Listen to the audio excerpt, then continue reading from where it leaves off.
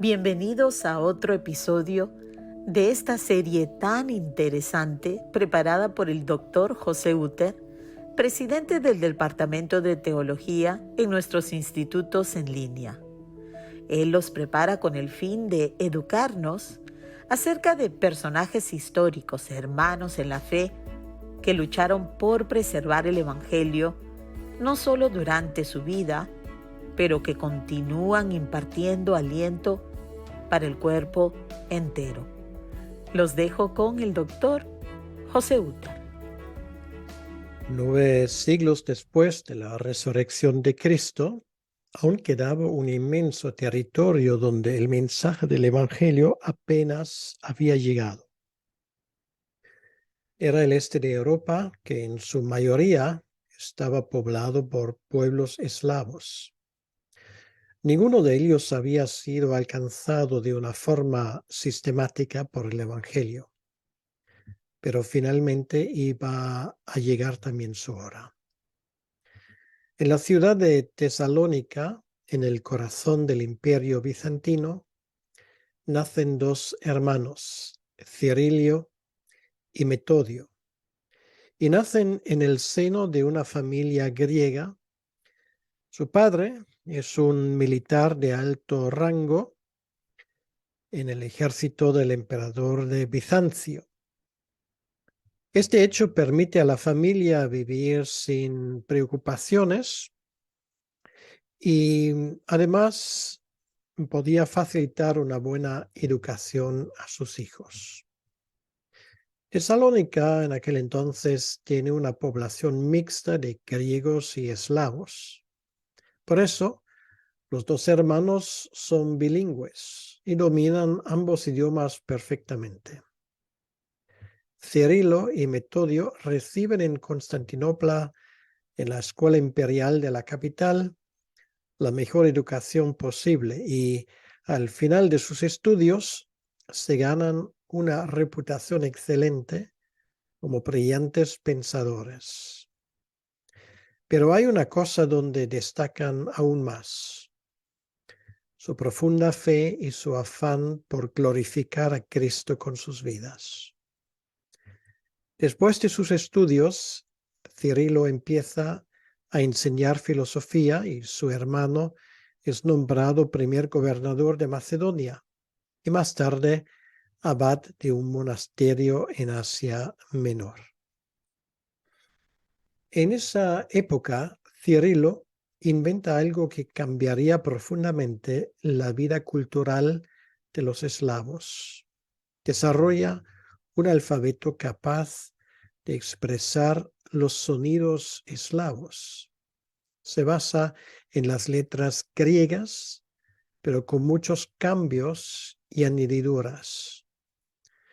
Más tarde se conocería como el alfabeto cirílico, que hasta el día de hoy se usa en Rusia, Ucrania, Bulgaria, Serbia y Macedonia del Norte. Una vez terminado el nuevo alfabeto, Cirilo traduce parte de la Biblia y de los libros litúrgicos al eslavo.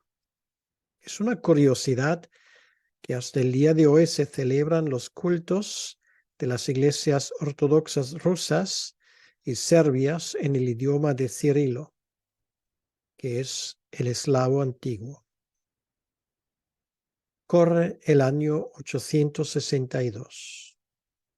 El imperio de los francos, fundado por Carlomagno, se ha establecido como poder dominante en el centro de Europa y España está bajo el dominio del emir Abderrahmán I de Córdoba.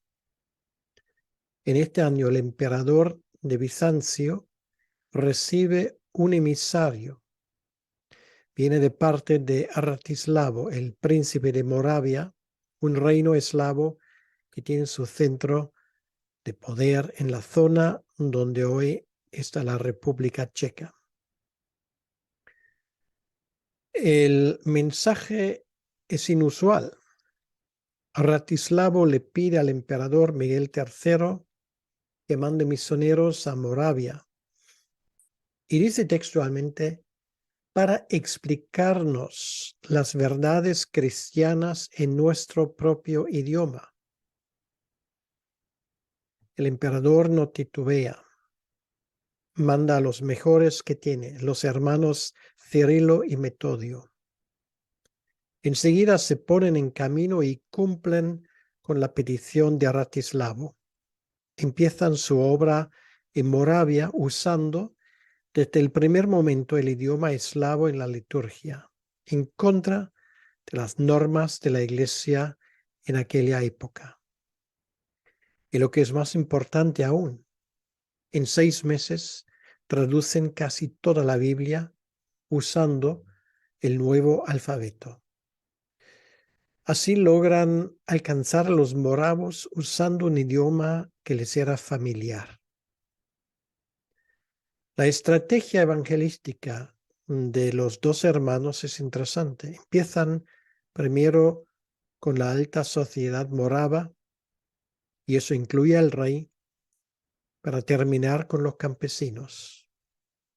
Para educar a los moravos, establecen la Academia de la Gran Moravia, donde enseñan a la gente a escribir su idioma con el nuevo alfabeto y de paso convierten al eslavo en la cuarta lengua de la Iglesia, después del hebreo, griego y latín.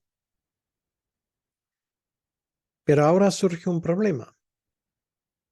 No es la oposición pagana, sino la de los mismos líderes cristianos, la que ven los misioneros bizantinos una amenaza. Los obispos católicos de Baviera, en el este del Imperio Franco, consideran la hazaña misionera de los bizantinos como una intromisión en su propia zona de influencia. Sin embargo, no lo dicen abiertamente, sino que usan un argumento sorprendente. Alegan que solo se puede adorar a Dios en 3 idiomas, hebreo, griego y latín, porque son las únicas lenguas sagradas. Al inicio, el Papa de Roma apoya a los bávaros, lo que parecía una puerta abierta por Dios amenaza en convertirse en un conflicto político de primera magnitud. Así, los dos hermanos deciden emprender un viaje a Roma para tranquilizar al jefe de la Iglesia católica. Consiguen lo que entonces parecía imposible. Logran convencer al Papa de que es posible adorar a Dios en un idioma distinto a los 3 considerados sagrados, sin ofender a Dios. Después del encuentro con Cirilo y Metodio, el Papa Adrián II autoriza formalmente el uso de la liturgia eslava. Infelizmente para Cirilo no hay vuelta a Moravia. Él muere en Roma.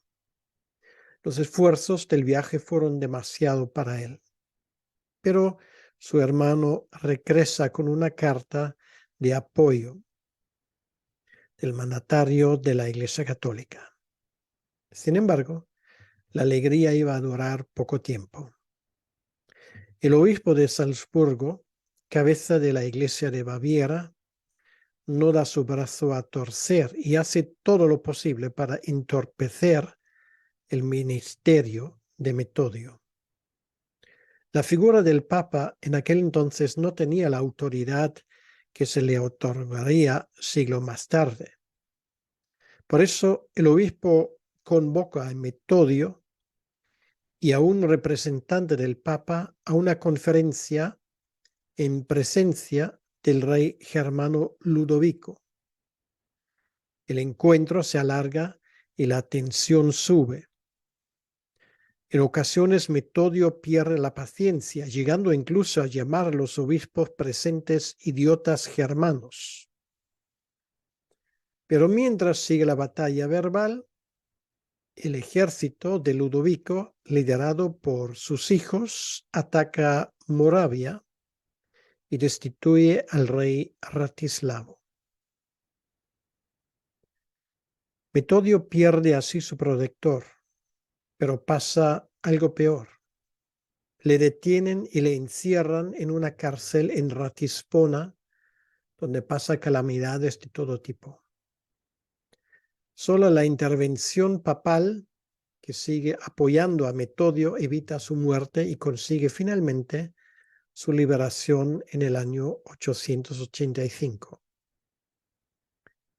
Sin ningún sitio a donde ir, Metodio tiene que volver a su tierra natal, donde el emperador y el patriarca de la iglesia de Bizancio le reciben con todos los honores. Metodio quiere volver a Moravia, pero Dios tiene otros planes y Metodio muere ese mismo año. Todos los colaboradores de Metodio tienen que salir de Moravia y los obispos alemanes prohíben definitivamente el uso del eslavo en los cultos y vuelven a introducir la misa en latín. A primera vista parece que la obra de los dos hermanos ha sido un fracaso. Ambos mueren sin presenciar lo que iba a estar aún por venir para los eslavos. Porque mientras se cierra la puerta en Moravia, en el centro de Europa, se abre otra, aunque 100 años después de sus muertes. El gran duque de Kiev, el ruso Vladimir, se casa con la princesa bizantina Ana. Poco antes, Vladimir había abrazado la fe cristiana y fue bautizado. La iglesia de Constantinopla había mandado reiteradamente misioneros a Rusia, pero sus zares hicieron todo lo posible para impedir el avance del cristianismo entre los rusos. Aún así, los esfuerzos misioneros siguieron y finalmente se estableció la primera iglesia en Kiev. La princesa rusa Olga abraza la fe cristiana en el año 955 y 33 años más tarde, Vladimir se convierte en el primer zar cristiano de Rusia. Curiosamente, casi exactamente 1000 años antes de la caída del comunismo y de la vuelta de Rusia a la fe cristiana. Y es ahora cuando Constantinopla le hace un gran regalo a los rusos, el alfabeto de Cirilo para escribir su idioma y la Biblia que había traducido. Rusia está ahora bajo la influencia de Constantinopla y no de Roma. Y esto abre una profunda brecha entre los pueblos eslavos que perdurará siglos hasta el día de hoy. Las tensiones políticas entre Polonia, Ucrania y Rusia y entre Croacia y Serbia tienen sus raíces aquí. Cuando Constantinopla, la segunda Roma, como ellos lo entendieron, cae 500 años más tarde, en el año 1453, o sea, unos 40 años antes de Cristóbal Colón llegase al continente americano, se acabó el imperio bizantino, heredero de Roma para siempre por esa invasión por los musulmanes. Pero la herencia de la fe, de la cultura bizantinas quedan conservada en el imperio ruso, que se considera ahora como el sucesor y heredero del imperio bizantino. Los rusos llaman a su capital Moscú la tercera Roma. Es curioso que hasta el día de hoy el emblema de Rusia sea el águila bicéfala de Bizancio, adoptado en 1487 como emblema nacional. No se puede sobreestimar la importancia de la traducción de la Biblia al idioma de los eslavos y la influencia de un alfabeto propio.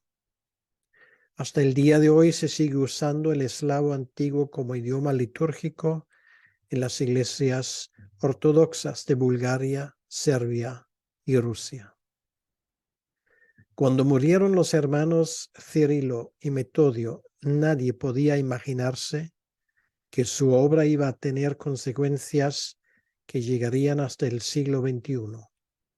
Habían llegado a ser el equipo misionero más exitoso en la historia de Europa oriental. Y espero que esto nos haya aclarado también un poco esa parte del mundo que hasta el día de hoy está en las noticias. Que Dios te bendiga. Así concluimos con otro episodio de esta serie tan importante acerca de la historia de la Iglesia. Ignorar la riqueza de estas vidas es realmente para nuestra pérdida. Ignorar todo lo que podemos aprender con tan solo conocer acerca de personas tan importantes también le roba a la próxima generación lecciones mucho más valiosas de lo que la modernidad tiene que ofrecernos. Gracias por aprovechar la serie y te animamos a compartir con otros.